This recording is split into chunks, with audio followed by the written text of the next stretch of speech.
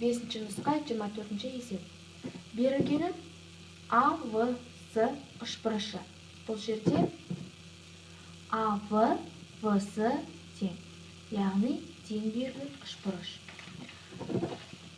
В, С қабырғасына А, К биіктігі жүргізілген. В, К 24. К, С 1 сантиметр. Бұл екі бөлікке бөлінген. А, К, В, С-ны екі бөлікке бөлінген. 24 те 1 сантиметрге.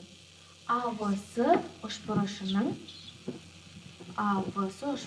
ауданын белгісіз. Бұны табуымыз керек.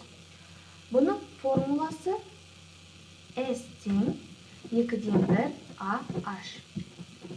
Бізде А, В мен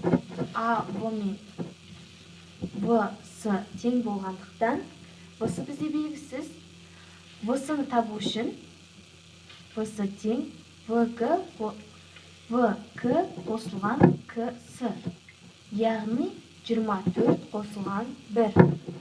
В-сы 25-ке тең. 25 болады. 24-ке 1 қоса. Яғни В-сы 25-ке тең болса, А, В да бізде 25-ке тең. А, В да 25-ке тең болады. Олай болса, біз Пифагор теоремасын қолдана отыра А-ны тауып алуымыз қажет. А-ны табу үшін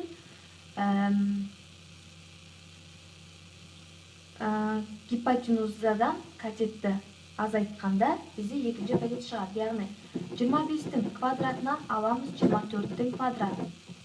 Яғни 625-тен аламыз 576-ны. Бұл тең болады 49-ға. 49-дан түбірасты 7 шығады. Яғни АК бізде 7-ге тең. АК және де біз АК немесе оны биіктік деп атасақ та болады. Бізде А табылды, А 25-ге тең. H табылды 7-ге тең.